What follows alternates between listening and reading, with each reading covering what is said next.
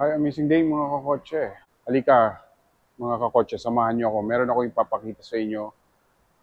Ito yung Tamaraw GL drop side 2.4 diesel automatic mga kakotse.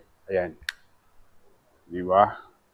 So itong nakikita niyo mga kakotse na nasa video, ito yung Hilux Tamaraw 2.4 GL drop side diesel automatic. Seating capacity nito yung mga kakotses pang dalawahan lang, driver and front passenger. And then, yung payload capacity is more than 1 ton. Ayan. Mga kakotse, ang color availability lang nito or yung color option mo, tatlo. Meron tayong white, silver, and black. Ito yung black na nakikita nyo ngayon, mga kakotse. Ayan. Ang engine nito mga kakotse, baka magtataka kayo, kakayanin ba ng makina niyan? Kakayanin ba ng ang ikakarga niyan? Yes mga kakotse, ang makina nito is pang Fortuner and Hilux, which is yun yung 2.4, 4x2. Yan. Di ba mga kakotse, napakaganda, napaka-angas ng harapan niya. Ayan o, yung harap, sobra. Diba? Ang max output nito mga kakotse, since nasabi ko nga is Fortuner, is nasa 150, and then yung torque or yung pulling power ay nasa 400. Tapos, ito lang po yung bukod tanging automatic.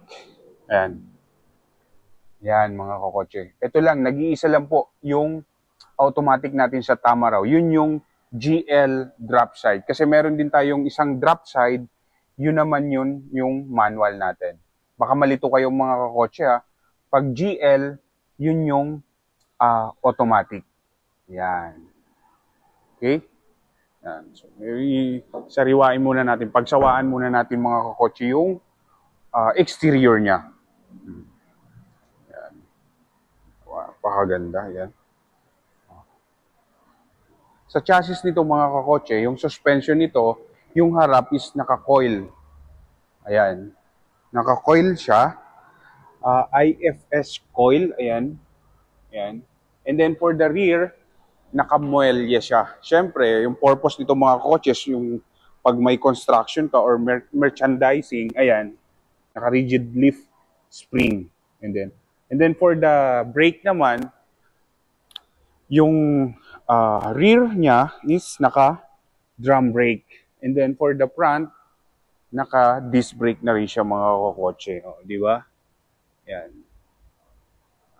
Mapapansin mo rin mga kakotse, yung mugs niya, maganda rin po. Bali, ang tire po ng mugs niya is nasa 16. Di ba? One tone lang po siya. Black. Di ba? Ganda. Kotse. Ayan. Ayan. And then, meron na rin po itong spare tire. Baka nagtataka kayo. Ayan, oh, baka kung meron siyang spare tire. Meron po, mga kakotse. Ayan po. Oh. Ayan. Oo. Diba?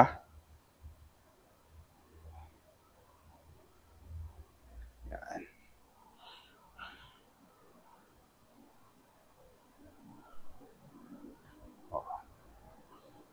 Tapos mga kakotse, ang headlights nito is naka-LED na po. Tapos yung daytime running light niya, naka-LED na rin.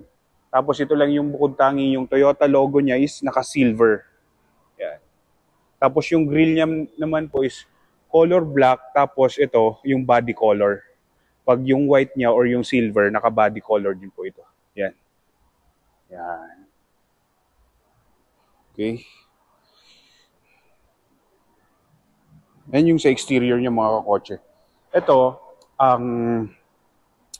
ang seat type nito is magkahiwalay yung driver tsaka front passenger. Yung iba kasi nating Tamaraw is naka-bench type. Ito, magkahiwalay sila. Ayan. Front and then yung driver side. Halika, pasukin natin mga kakotse. Ayan.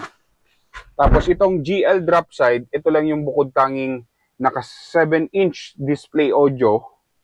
Yan. And then, With Apple CarPlay and Android Auto na rin siya. Tapos, manual yung aircon. Tapos, meron na rin siyang console box. Yan. Tapos, yung trim niya, black and orange. Di ba? Medyo boxy type yung interior natin, mga kakotse. Yan. Tapos, powered na rin po yung outside rear view mirror. Tapos, naka-central lock. Wala lang control sa mga steering niya. Yan. Kakotse. Yeah. Kagandahan nito mga kakotse, dito, pag ikaw yung driver, mababa lang yung hood niya. Kitang-kita mo, ayan, no? Oh, diba? Yan. Oh. Ano masasabi mo mga kakotse? Tapos yung seat material niya, parang hindi na kailangan ng seat cover. Ayan. Ayan, no?